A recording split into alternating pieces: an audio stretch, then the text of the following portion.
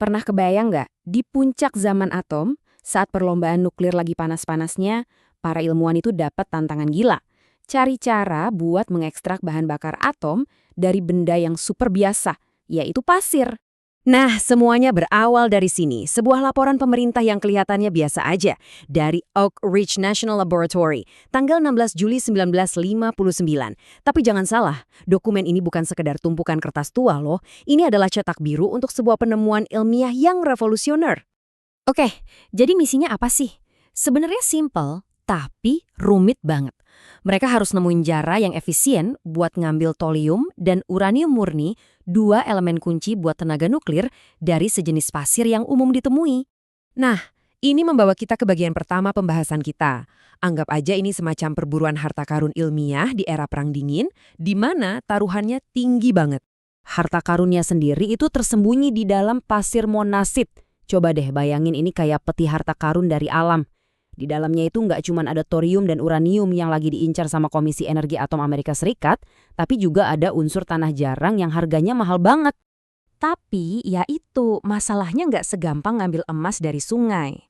Di dalam pasir monasit ini, thorium, uranium, sama unsur tanah jarang itu semuanya kecampur aduk secara kimiawi.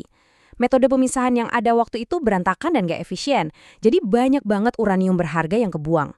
Jelas mereka butuh terobosan baru. Dan terobosan itu akhirnya datang dalam bentuk sesuatu yang bisa kita sebut sebuah magnet kimia yang super cerdik. Nama keren dari teknik ini adalah proses ekstraksi amina atau disingkat AMEX. Ini adalah metode yang pakai bahan kimia tertentu buat narik elemen yang diinginkan dari sebuah campuran secara selektif. Ya, persis kayak magnet yang udah diprogram khusus. Biar gampang, coba deh bayangin ada bouncer atau penjaga pintu kimia di sebuah klub yang super eksklusif. Nah, bouncer ini yang larut dalam cairan mirip minyak diprogram buat cuma ngizinin satu jenis tamu, misalnya thorium, buat masuk, sementara yang lain semuanya ditolak. Itulah inti dari ekstraksi pelarut. Begini cara kerjanya, cuma dalam 4 langkah simpel. Pertama, larutan asam dari pasir dicampur sama pelarut yang isinya bouncer kimia tadi. Kedua, si bouncer langsung nangkep target spesifiknya. Ketiga, kayak minyak dan air, kedua cairan ini misah dengan sendirinya. Dan terakhir, lapisan minyak yang sekarang udah bawa harta karunnya, dialirkan buat diproses lebih lanjut. Elegan banget kan? Nah, yang lebih keren lagi, para ilmuwan ini sadar kalau mereka nggak perlu berhenti di satu elemen aja. Mereka bisa pakai bouncer yang beda buat nangkap elemen yang beda-beda secara berurutan. Laporannya sendiri ngasih bocoran rahasianya, seperti yang tertulis di sini. Mereka nemuin kalau beberapa bahan kimia yang disebut amina primer itu suka banget sama thorium, sementara jenis lain, kayak amina tersier, sama sekali nggak tertarik. Jadi intinya mereka ini kayak bikin tim spesialis kimia, ada amina primer yang jadi spesialis thorium, tugasnya ngejar dan nangkep thorium secara agresif, terus ada amina sekunder dan tersier yang jadi spesialis uranium. Mereka cuek sama thorium dan fokusnya cuma buat nangkep uranium. Coba lihat deh beda kekuatannya ini, jomplang banget kan? Grafik ini nunjukin seberapa jauh lebih kuatnya aminah primer dalam nangkap thorium. Koefisien ekstraksinya itu di atas 140, sementara yang lain jauh di bawahnya. Angkanya bahkan gak sebanding. Nah, dari sinilah muncul solusi dua siklus yang brilian. Pertama, mereka kirim spesialis thorium buat ngambil semua thorium. Terus, ke cairan yang tersisa mereka kirim spesialis uranium buat ngambil semua uranium. Pemisahan yang bersih dan bertahap. Cerdas! Jadi, seberapa berhasil sih proses ini? Hasil yang didokumentasikan di laporan tahun 1959, ini jujur aja, benar-benar luar biasa. Untuk thorium, mereka berhasil mendapatkan kembali lebih dari 99,9%. Itu artinya, hampir nggak ada yang kebuang sama sekali. Tingkat efisiensi yang gila-gilaan. Terus, gimana dengan uranium? Hasilnya sama fantastisnya.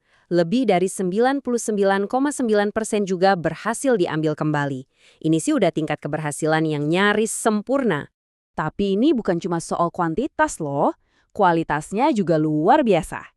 Proses AMEX ini menghasilkan material yang murni banget, dengan tingkat kontaminasi yang super rendah, jadi udah memenuhi standar kualitas nuklir yang paling ketat. Dan mungkin yang paling bikin kaget dari semua ini adalah biayanya. Perkiraan biaya bahan kimia buat memproses 1.000 galon larutan ini cuma sekitar $22. Bahkan untuk standar tahun 1959, angka itu murah banget, yang nunjukin betapa efisiennya proses ini. Terus, kenapa sih kita repot-repot bahas laporan teknis dari tahun 1959? Soalnya, ternyata warisan dari penelitian Perang Dingin ini jadi penting banget di dunia modern kita sekarang. Nggak nyangka kan? Coba lihat lini masa ini. Proses yang disempurnakan buat zaman atom di tahun 1959 jadi makin penting pas alat elektronik muncul, terus smartphone meledak, dan sekarang jadi kunci buat transisi ke energi hijau. Kimia dasarnya tetap sama, tapi aplikasinya terus berkembang. Dan ini dia intinya. Laporan ini tuh nggak cuma soal uranium dan thorium. Prinsip di proses AMEX ini juga jadi dasar buat memulihkan unsur tanah jarang. Itu loh, elemen-elemen yang sekarang jadi tulang punggung teknologi modern kita. Dari smartphone di kantong kalian, motor di mobil listrik, sampai turbin angin. Kimia dari tahun 1959 ternyata menggerakkan ekonomi abad ke-21. Semua ini akhirnya membawa kita ke satu pemikiran penutup. Penelitian dasar yang dilakukan puluhan tahun lalu buat tujuan yang beda banget, ternyata jadi sangat krusial hari ini. Ini kan jadi bikin kita mikir ya, kira-kira terobosan pengubah dunia apalagi yang mungkin masih tersembunyi di laporan-laporan ilmiah yang terlupakan dan cuma nunggu buat ditemukan kembali?